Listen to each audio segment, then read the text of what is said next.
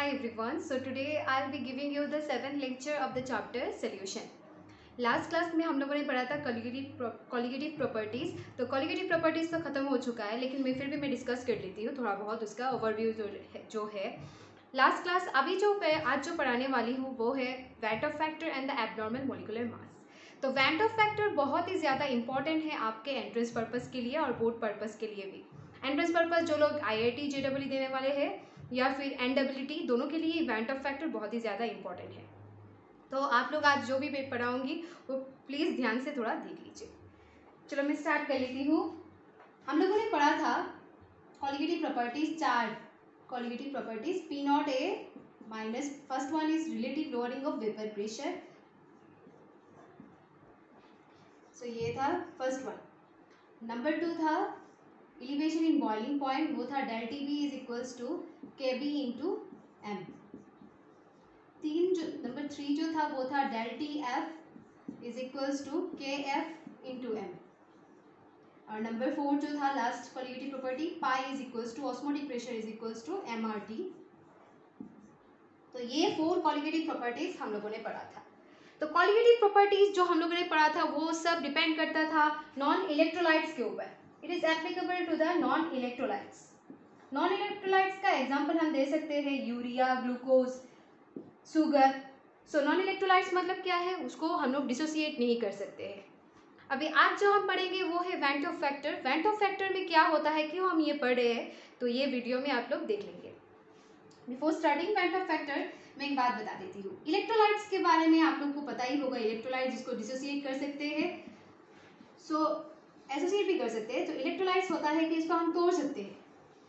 तो सपोज हम लोगों ने एग्जांपल लिया है NaCl, सोडियम क्लोराइड, उसको हम लोग डिसोसिएट कर सकते हैं। जैसे कि अगर डिसोसिएट करने के बाद इसका आया Na++Cl-। सो ये हम लोगों ने डिसोसिएट कर दिया। डिसोसिएशन होने के बाद क्या होता है, तो ये डिसोसिएट होने के बाद सपोज हम लोगों ने लिखा है जो ऑस्मोटिक प्रेशर है पाई, वो हम लोग निकाल देते हैं। सो हम लोगों ने निकाले, सपोज यहाँ पे 1 मोल हुआ है, तो हम लोगों ने पकड़ा है कि पाई हम लोग निकाल रहे हैं। देखिए ऑस्मोटिक प्रेशर हम लोगों का आंसर आया थ्राइस ATM। ये है कैलकुलेटेड वैल्यू। ये जो है ये कैलकुलेशन करके फॉर्मूला में बिठा के हम लोगों ने ढूंढ के निकाला, मिला मतलब कैलकुलेट करके निकाला।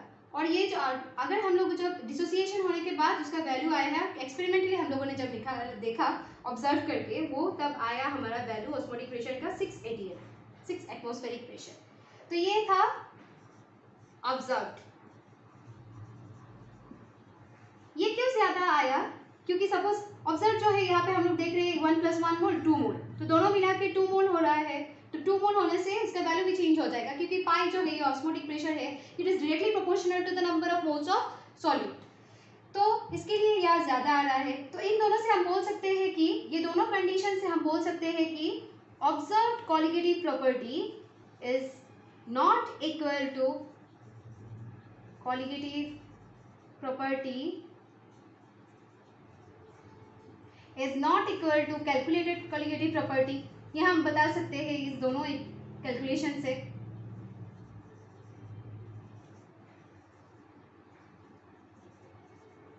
नेक्स्ट हम लोग एक एग्जांपल लेते हैं डिसोसिएशन का। हुआ तो इसी के लिए हम लोग पढ़ रहे हैं ये वैट ऑफ फैक्टर, कि यहाँ पे क्या होता है, ऑब्जर्व्ड कॉलिगेटिव प्रॉपर्टी और कैलकुलेटेड कॉलिगेटिव प्रॉपर्टी इक्वल नहीं होता है। तो हम लोग अभी वैट ऑफ फैक्टर यूज करके देखेंगे। वैट ऑफ फैक्टर का सिंबल है I, और वैट ऑफ फैक्टर जो है उसके लिए हम लोग का फॉर्मूला यूज होगा I is equals to number of moles of solute after dissociation, और यू कैन से एसोसिएशन। मैंने अभी तक एसोसिएशन पढ़ाया नहीं है, तो नेक्स्ट वीडियो में आप देख लेंगे। एसोसिएशन भी मैं पढ़ाऊंगी, तो फर्स्ट मैं डिसोसिएशन पढ़ा रही हूँ। सो एसोसिएशन और डिसोसिएशन आफ्टर, और क्या पे होगा, divided by number of moles of solute before dissociation.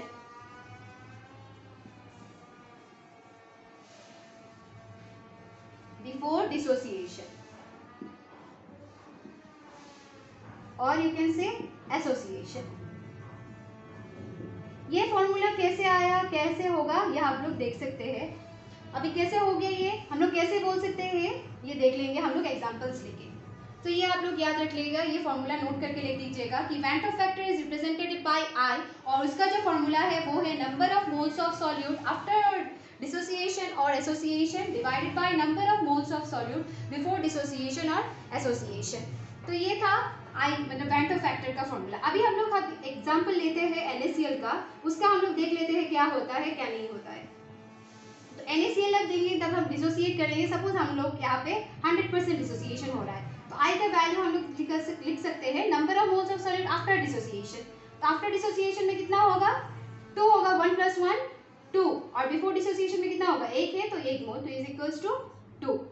Similarly हम लोग एग्जांपल लिख सकते हैं और एक का MgCl2 मैग्नीशियम क्लोराइड। इसका अगर हम लोग 100% डिसोसिएशन करते हैं, याद रखिएगा 100% डिसोसिएशन होने से क्या होगा, Mg2 प्लस Cl माइनस हुआ। तो ये अगर हम लोग I पकड़ते हैं वेंट ऑफ फैक्टर, तो इसका क्या होगा, बिफोर आफ्टर डिसोसिएशन क्या होगा, यहाँ पे ट्वाइस ऑफ Cl माइनस होगा। सो 1 + 2 कितना होगा, 3 डिवाइडेड बाय बिफोर डिसोसिएशन कितना है, 1, सो इज इक्वल्स टू 3 होगा। अभी हम लोगों का जो ये है ये करेक्ट है कि नहीं वो हम लोग देखेंगे क्या हो रहा है। अभी हम लोग देखेंगे, नोट कर लीजिए आप लोग।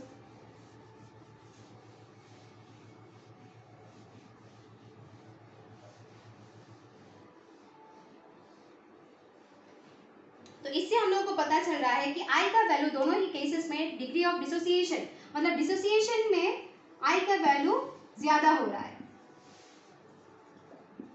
I का वैल्यू यहाँ पे क्या हो रहा है, डिसोसिएशन में I value, the value of I is greater than 1। ये हम लोग देख रहे हैं, यहाँ पे भी 2 हो रहा है, यहाँ पे भी 3 हो रहा है, जो दोनों ही 1 से ज्यादा है।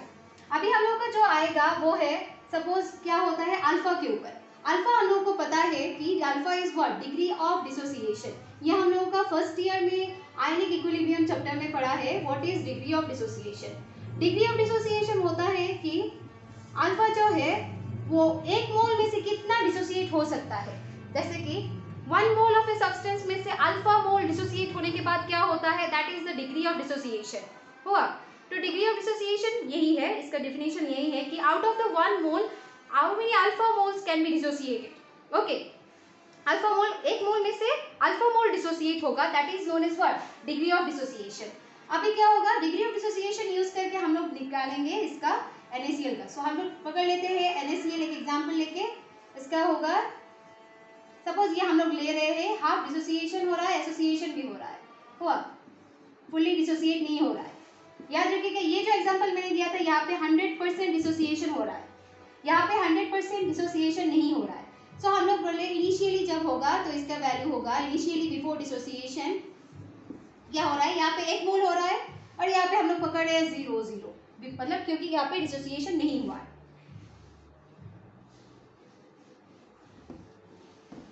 हुआ, तो ये अगर होता है तो अभी अगर जब इक्विलिब्रियम होगा, दैट मींस आफ्टर डिसोसिएशन क्या होता है, मतलब अल्फा मोल हो रहा है, तो अगर 1 मोल में से अल्फा मोल डिसोसिएशन हो रहा है तो यहाँ पे कितना रहेगा, 1 माइनस अल्फा। तो अगर 1 माइनस अल्फा है तो यहाँ पे कितना होगा, 1 मोल था, यहाँ पे जब 1 मोल था यहाँ पे भी 1 मोल था, तो अल्फा होगा, और यहाँ पे भी कितना होगा, अल्फा होगा, क्योंकि ये 1 मोल जब होता है ये भी 1 मोल होता है, ये भी 1 मोल होता है। तो ये हो गया। तो अभी क्या हो रहा है, अभी हम लोग क्या करेंगे इसका, तो अभी हम लोग I निकालेंगे। I का number of moles of solute after dissociation और बिफोर डिसोसिएशन, आफ्टर डिसोसिएशन और एसोसिएशन। सो हम लोग क्या करेंगे, ये दोनों पकड़ेंगे क्योंकि ये फुल्ली डिसोसिएट नहीं हो रहा है, तो इसलिए फॉर्मूला होगा 1 minus alpha plus alpha divided by number of moles of solute before dissociation. Before dissociation में कितना था, 1 था, तो ये है। सो इसका हम लोग वैल्यू काट के, सो ये काट के कितना निकालेंगे, 1 प्लस अल्फा। अभी ये अल्फा जो है, ये अगर हम लोग 1 पकड़ लेते हैं, ये कब होता है, फॉर 100% डिसोसिएशन, मतलब फुल्ली जब डिसोसिएट होता है अल्फा का वैल्यू होता है 1, अल्फा का वैल्यू होगा 1। सो इसमें हम पुट कर रहे हैं, तो इसमें क्या होगा, I is equals to 1 + 1 that is equals to 2। तो ये करेक्ट हुआ। सिमिलरली हम लोग दूसरा जो एग्जांपल है MgCl2, तब हम पे क्या करेंगे, यहाँ पे भी 1 माइनस अल्फा होगा, यहाँ पे भी अल्फा होगा, यहाँ पे ट्वाइस अल्फा होगा। ये जो हो रहा है ये आप लोगों को समझ में आ गया होगा कि यहाँ पे 1 माइनस अल्फा क्यों हो रहा है, क्योंकि 1 मोल था, वहां से हम लोग यहाँ पे कितना हो रहा है, 0 हो रहा है बिफोर डिसोसिएशन। आफ्टर डिसोसिएशन क्या होगा, डिग्री ऑफ डिसोसिएशन होने के बाद क्या होगा, यहाँ पे भी अल्फा होगा, यहाँ पे भी अल्फा होगा। तो ये था डिग्री ऑफ डिसोसिएशन। सो ये एग्जांपल के साथ हम लोग MgCl2 का भी अगर एग्जांपल लेते हैं तो ये होगा MgCl2 when it will dissociate what will happen, we will get it as Mg2 plus plus twice of Cl minus। ये अगर होता है तो यहाँ पे होगा इनिशियली 1, यहाँ पे 0 होगा, यहाँ पे भी 0 होगा, लेकिन आफ्टर इक्विलिब्रियम जब पोजीशन में आएगा तो क्या होगा, 1 माइनस अल्फा यहाँ पे होगा, यहाँ पे होगा अल्फा, क्योंकि ये जब 1 था यहाँ 1 था, यहाँ क्या कितना था 2 था, तो यहाँ पे ट्वाइस अल्फा हुआ। तो ये होने से कितना होगा, अभी I is equals to 1 minus alpha plus twice alpha, ये था आफ्टर डिसोसिएशन के बाद ये हो रहा है, और बिफोर डिसोसिएशन कितना था, 1 था, तो ये 1 बिठाया, तो ये कैंसिल हो गया, तो आंसर आया 1 प्लस ट्वाइस अल्फा। सिमिलरली यहाँ पे भी अगर हम लोग अल्फा इक्वल्स टू 1 लेते हैं, मतलब हम लोग ने सोचा है कि फुल्ली डिसोसिएट हो गया है, तो I का वैल्यू कितना आएगा, I is equals to 1 plus 2 into 1, so that is equals to 2, that is equals to 3। So इन दोनों केसेस में से हम देखेंगे I का वैल्यू दोनों में 1 से ज़्यादा आ रहा है, इसका मतलब ये है कि जब डिसोसिएशन होता है I का वैल्यू 1 से ज़्यादा होता है, और observe value is always greater than the calculated value. ये हम देख लेंगे, ऑब्जर्व वैल्यू हर समय क्या होता है, कैलकुलेटेड वैल्यू से ज़्यादा होता है डिसोसिएशन में। तो ये था डिसोसिएशन के बारे में। तो इन जनरल डिसोसिएशन का डिग्री ऑफ डिसोसिएशन का वैल्यू फैक्टर के साथ क्या रिलेशन है, ये भी मैं दिखा देती हूँ, इसमें क्या हो रहा है। देखिए यहाँ पे हम लोग ले रहे हैं सपोज An, और यहाँ पे हो रहा है N ऑफ A टाइम्स हुआ। तो बिफोर डिसोसिएशन क्या हो रहा है, यहाँ पे 1 हो रहा है, यहाँ पे 0 हो रहा है इनिशियली जब हो रहा है,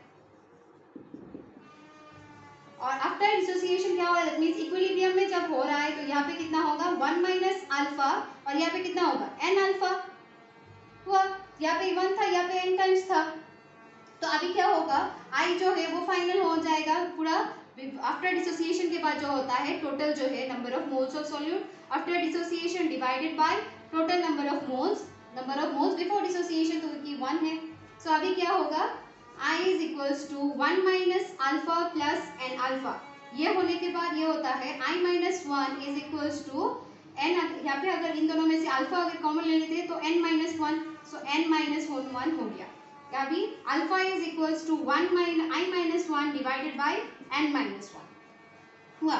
ये हो गया डिग्री ऑफ डिसोसिएशन कांस्टेंट के साथ किसका connection, relation band Hoff factor का। तो अभी हम लोग नेक्स्ट जो पढ़ेंगे वो है एसोसिएशन के बारे में। तो इतना समय हम लोगों ने जो पढ़ा था वो था डिसोसिएशन के बारे में, अभी हम लोग पढ़ेंगे एसोसिएशन के बारे में। डिसोसिएशन में क्या होता था, तोड़ते थे हम लोग चीज़ों को, मतलब जो मॉलिक्यूल है उसको तोड़ते थे, लेकिन एसोसिएशन में हम लोग क्या करेंगे, उसको हम जोड़ेंगे। हाँ, तो अभी हम लोग एग्जाम्पल लेके देख सकते हैं। सपोज हम लोग we are taking an example of CH3COOH। Okay, तो CH3COOH अगर हम लोग एग्जाम्पल लेंगे, उसमें अगर सपोज हम लोग C6 बेंजीन सोल्यूशन में डालते हैं, जैसे कि C6H6 सोल्यूशन में डालेंगे तो क्या होगा, डाइमर फॉर्म होगा। डाइमर मतलब क्या होता है, जैसे कि आप लोगों को पता है पॉलीमर के बारे में। पॉलीमर जब मतलब क्या है, एक चीज़ों को जोड़ जोड़ के मिलाना, तो दो अगर मॉलिक्यूल जुड़ता है तो उसको हम लोग बोलेंगे डाइमर। तो इसलिए जब ये जो मॉलिक्यूल है इसको हम लोग जब ड्रॉ करेंगे तो क्या होगा, मतलब एसोसिएट करेंगे तो क्या होगा, सी एसिड को इसको ये इस तरफ होगा, ये हो गया, और दूसरा वाला जो होगा वो होगा CH3 इस तरफ होगा OH, यहाँ पे एक हाइड्रोजन बॉन्ड होगा और यहाँ पे एक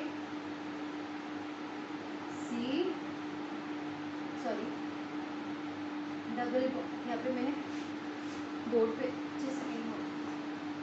तो ये होगा ऐसे, जहाँ पे यहाँ पे होगा C, तो यहाँ पे होगा डबल बॉन्ड O, और यहाँ पे एक H होगा। तो यहाँ पे भी एक हाइड्रोजन बॉन्ड है और यहाँ पे भी एक हाइड्रोजन बॉन्ड है, हुआ कि नहीं, ये दोनों हाइड्रोजन बॉन्ड फॉर्म हो रहा है।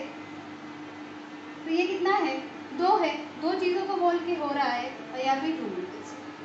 सो ये होने के बाद अगर हम लोग I को निकालते हैं, जैसे कि I is the what, I is the kind of factor, तो observe value by calculated value अगर हम बोल सकते हैं, तो ऑब्जर्व कितना हो रहा है, एक ही तो है, तो इससे I बनेगा 1 डिवाइडेड बाई कैलकुलेटेड जो है वो है कितना, ये मतलब बिफोर डिसोसिएशन कितना फॉर्म हो रहा है, 2 फॉर्म हो रहा है। आफ्टर डिसोसिएशन जो हो रहा है वो क्या, एसोसिएशन होने के बाद कितना हो रहा है, कितना हो रहा है, 2 हो रहा है। 2 जोड़ के तो 1 हुआ है, तो इसलिए 2 लिख रहे हैं। Similarly, we can take the example of benzoic acid also. If we are taking the example of benzoic acid C6HYCOOH, तो यहाँ पे भी सेम ही ऐसे होगा, डाइमर फॉर्म होगा, इट विल फॉर्म डाइमर होगा। तो यहाँ पे भी सेम फॉर्म होगा, C6, आप लोग लिख सकते हैं ऐसे C6H5COOH, यहाँ पे 2 टाइम्स होगा, ऐसे ही स्ट्रक्चर होगा, यहाँ पे जस्ट C6H5 होगा। तो इसको अगर हम लोग ऐसे लिखते हैं, इसका भी I होगा, I = 1/2। तो यहाँ पे क्या होता है, एसोसिएशन में क्या होता है, observe value is less than the calculated value, ये हम लोग बोल सकते हैं। ऑब्जर्व वैल्यू जो है ये कैलकुलेटेड से आप लोग देख सकते हैं एग्जांपल से, यहाँ पे 2 मॉलिक्यूल है, यहाँ पे एक ही तो है, तो observe value is less than the calculated value, ये होता है यहाँ पे। और I का वैल्यू जो है वो लेस देन 1 होता है, आप लोग देख लीजिए, यहाँ पे भी हाफ है, यहाँ पे भी हाफ है। तीसरा, अगर हम लोग ट्राइमर का एग्जांपल लेते हैं, जैसे कि 3 मॉलिक्यूल फॉर्म होता है, वहाँ पे भी ऐसे ही होगा,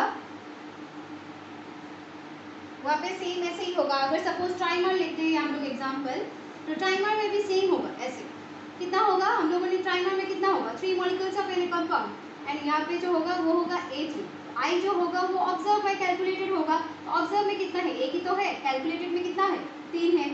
तो यहाँ से हम लोग बोल सकते हैं I का जो है फॉर्मूला वो बोल सकते हैं observe value by calculated value, है कि नहीं। ऑब्जर्व जो है वो डिवाइडेड बाय कैलकुलेटेड, ये हम लोग बोल सकते हैं। सो ये था एसोसिएशन के बारे में। अभी हम लोग एसोसिएशन में अल्फा डिग्री ऑफ एसोसिएशन को लेके हम लोग करते हैं। अभी कैसे करना है, सपोज हम लोग ले रहे हैं डिग्री ऑफ एसोसिएशन को, हम लोग ले रहे हैं अल्फा ही ले रहे हैं। सो सपोज यहाँ पे ले रहे हैं डिग्री ऑफ एसोसिएशन, इसको हम लोग एक ही ले रहे हैं। सेम यहाँ पे भी डिग्री ऑफ एसोसिएशन का एक ही डेफिनेशन होगा कि 1 मोल में से अल्फा मोल जब होता है डिसोसिएट हो गए तो क्या होता है। Suppose we are taking the example of CH3COOH हुआ, तो ये हम लोग जब एसोसिएट करेंगे तो ये क्या होगा, ये फॉर्म होगा जैसे कि वाइस ऑफ यहाँ पे ले लेंगे, तो यहाँ पे फॉर्म होगा CH3COOH, यहाँ पे 2 होगा हुआ। ऐसे होने से अगर हम लोग ले लेते हैं इनिशियली, जब ले लेते हैं जैसे कि हम लोगों ने अभी बोला है बिफोर डिसोसिएशन, इनिशियल जब होगा यहाँ पे 1 होगा या 2 होगा, हम लोग ले ले रहे हैं 1 होगा। तो अगर यहाँ पे 1 होगा, यहाँ पे भी 0 होगा, हुआ कि नहीं। अभी अगर इक्विलिब्रियम में होता है, जैसे कि आफ्टर डिसोसिएशन क्या होगा, अल्फा मोल हो चुका है 1 में से, 1 माइनस अल्फा हुआ, तो ये होने से यहाँ पे कितना होगा, अल्फा डिवाइडेड बाई 2। ये क्यों हुआ है ये मैं बताती हूँ। यहाँ पे अगर जब हम लोग 1 मॉलिक्यूल ले रहे हैं तो यहाँ पे 0 था बिफोर डिसोसिएशन। आफ्टर डिसोसिएशन मतलब डिसोसिएशन मतलब क्या होता है कि यहाँ पे 1 मोल में से अल्फा मोल अगर डिसोसिएट होने के बाद क्या होगा, तो 1 माइनस अल्फा रहेगा यहाँ पे। तो यहाँ पे आधा कैसे हो गया, क्योंकि देखो ये लोग यहाँ पे जब 2 होता है, यहाँ पे 1 मॉलिक्यूल फॉर्म होता है, अगर 2 में से 1 फॉर्म होता है तो जब होगा यहाँ पे अल्फा होता है तो क्या होगा, अल्फा मोल डिसोसिएट होने के बाद क्या होगा, अल्फा डिवाइडेड बाई 2, आधा हो जाएगा नहीं, तो इसलिए यहाँ पे अल्फा डिवाइडेड बाई 2 हो गया। अभी हम लोग क्या करेंगे, I का वैल्यू निकालेंगे यहाँ से, इस प्रोसेस से यहाँ से अल्फा का वैल्यू निकालेंगे, I का वैल्यू निकालेंगे। तो I का क्या था, total number of moles of solute after association और डिसोसिएशन, तो ये तो एसोसिएशन हुआ है तो 1 minus alpha plus alpha by 2 हुआ, डिवाइडेड बाई बिफोर एसोसिएशन क्या था, 1 था, तो इसका होगा 1 माइनस कितना हो रहा है, यहाँ पे अगर लेते हैं तो 1 माइनस अल्फा बाई 2 -2 प्लस 1, यहाँ पे होने से 1 माइनस अल्फा 2 है। और अभी यहाँ पे हम लोग अगर लेते हैं अल्फा, अगर फॉर कंप्लीट डिसोसिएशन अगर अल्फा इक्वल्स टू 1 लेते हैं तो यहाँ पे कितना होगा, I = 1 माइनस हाफ = हाफ। तो सही हुआ कि नहीं, ये मिला कि नहीं, हम लोगों ने यहाँ पे जब किया था यहाँ पे भी तो हम लोग का वैल्यू आया था 1/2। तो इसी की वजह से हम लोग ये बोल सकते हैं कि अल्फा का वैल्यू हम लोग observe value by calculated value भी बोल सकते हैं, I का वैन डॉफ फैक्टर का रूल। तो यहाँ पे हम लोग देखेंगे कि एसोसिएशन में वैन डॉफ फैक्टर का जो वैल्यू होता है वो 1 से कम होता है, ये आप लोग देख लीजिएगा। और ऑब्जर्व वैल्यू जो है वो less than the calculated value होता है। लेकिन डिसोसिएशन में क्या होता है, उल्टा होता है। डिसोसिएशन में ऑब्जर्व वैल्यू कैलकुलेटेड वैल्यू से ज्यादा होता है। अभी हम लोग नेक्स्ट देखेंगे ऑब्जर्व, नेक्स्ट हम लोग देखेंगे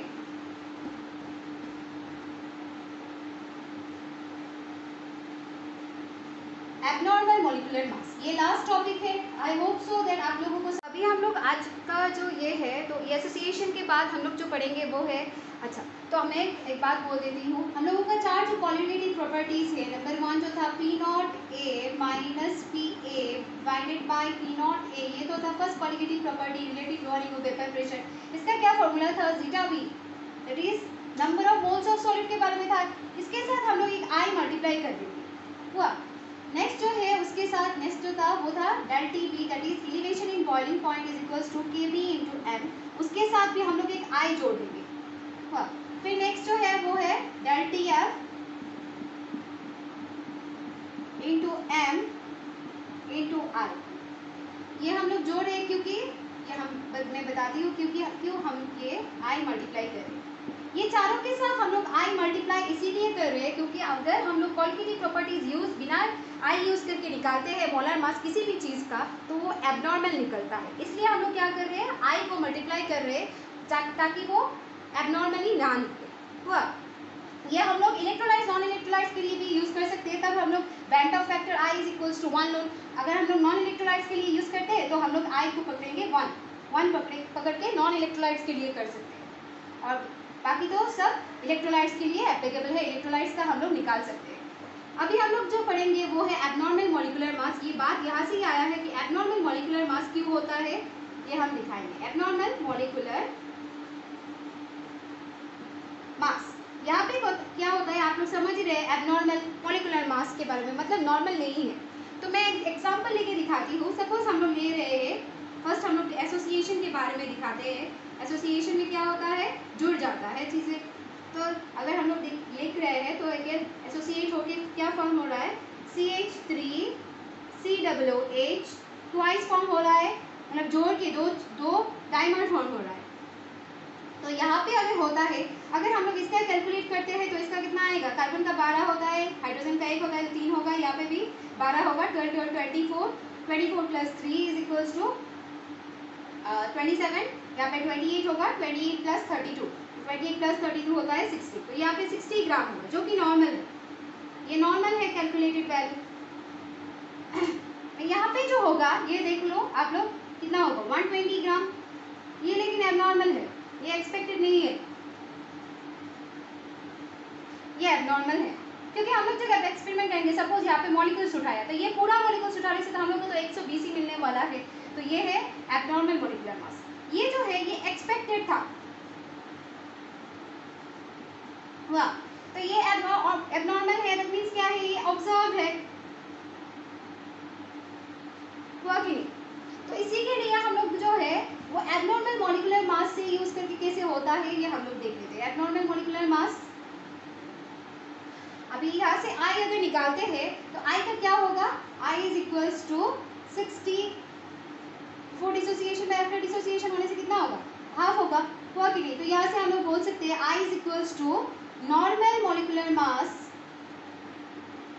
normal molecular mass divided by abnormal molecular mass, ये हम लोग बोल सकते हैं एबनॉर्मल मॉलिक्यूलर मास। यहाँ से तो हम लोग देख सकते हैं, अभी हम लोग अगर ये बोल सकते हैं कि जो हम लोग क्वालिटेटिव प्रॉपर्टीज में देखा है कि ये जो मॉलिक्यूलर मास में मास का क्वालिटेटिव प्रॉपर्टीज के साथ जो रिलेशन है, number of moles of solute, हम लोगों ने हर समय देखा है, del T V is equals to क्या है, के बी इंटू एम, यहाँ पे number of moles of solute, K B into number of moles of solute divided by mass of moles of solute divided by mass of the solvent in kg। अगर ऐसा होता है तो आप लोग देख लीजिए, मास ऑफ सॉल्वेंट हम लोगों ने लिया है, या फिर मोल्स होता है तो given mass by molecular mass, तो मॉलिक्यूलर मास के साथ जो होता है तो उस क्वालिटेटिव प्रॉपर्टी जो है वो मोल्स के साथ, नंबर ऑफ मोल्स के साथ डायरेक्टली प्रोपोर्शनल है। लेकिन जब हम बात करेंगे तो del T b is equal to given by molar mass. So molar mass के साथ डेल्टा टीवी का जो रिलेशन है वो इनवर्सली प्रोपोर्शनल है कि नहीं? तो हम लोग ये बोल रहे हैं। अभी अगर हम लोग अगर डिसोसिएशन का एग्जांपल लेते हैं, डिसोसिएशन का क्या एग्जांपल ले सकते हैं हम लोग? सोडियम क्लोराइड का एग्जांपल ले सकते हैं। सो डिसोसिएशन में NaCl का जो मास होगा वो हम लोग ब्रेक करके कितना होगा? Na plus plus Cl minus. Dissociation का एग्जांपल लिए तो यहाँ पे कितना होगा? 58.5। अगर हम लोग ब्रेक करेंगे 29.2। फॉर्मूला जो हम लोगों ने बताया था वो था नॉर्मल मॉलिक्यूलर मास। जैसे कि कौन सा है normal molecular mass? 58.5 divided by abnormal जो है वो है 29.25। तो इसको अगर हम लोग डिवाइड करते हैं तो ये 2 ही आएगा। तो आप लोगों को ये समझ में ही आएगा कि यही है कि इसका जो है I का वैल्यू 2 ही आ रहा है। तो डिसोसिएशन में भी यही हो रहा है। एब्नॉर्मल और जो अलग होता है abnormal I is equals to normal molecular mass divided by abnormal molecular mass. So हम लोग यही से बोल सकते हैं कि एब्नॉर्मल मॉलिक्यूलर मास I का एब्नॉर्मल मॉलिक्यूलर मास के साथ क्या रिलेशन है? यहाँ से हम लोग बोल सकते हैं I इज इक्वल्स टू ये जो नॉर्मल एब्नॉर्मल है ये यहाँ पे हम लोग बोल सकते हैं ऑब्जर्व्ड मॉलिक्यूलर मास, क्योंकि ऑब्जर्व मॉलिक्यूलर मास के साथ इनवर्सली प्रोपोर्शनल है। यहाँ से हम लोग बोल सकते हैं। और इसके साथ क्या होगा? और इसके साथ क्या होगा? यहाँ पे नॉर्मल मॉलिक्यूलर मास जो है वो है एक्चुअली कैलकुलेटेड मोलर मास। तो ये था I के बारे में कि यहाँ पे नॉर्मल जो होगा वो कैलकुलेटेड होगा, नॉर्मल जो होगा वो कैलकुलेटेड होगा, लेकिन एबनॉर्मल जो होगा वो ऑब्जर्व होगा। जाहिर है भाई यहाँ पे आप लोगों का पता ही है कि normal of moles of solute के साथ डेल्टा टीवी का जो कोलिगेटिव प्रॉपर्टी का जो रिलेशन है वो इनवर्सली प्रोपोर्शनल है मॉलिक्यूलर मास के साथ। सो इसी की वजह से कैलकुलेटेड जो है वो क्या होगा? I के साथ क्या होगा? ऊपर में आएगा और ऑब्जर्व जो है वो नीचे आएगा। So this is all for the abnormal molecular mass. I hope you all have understood whatever I have taught in this topics and all. That's all for today.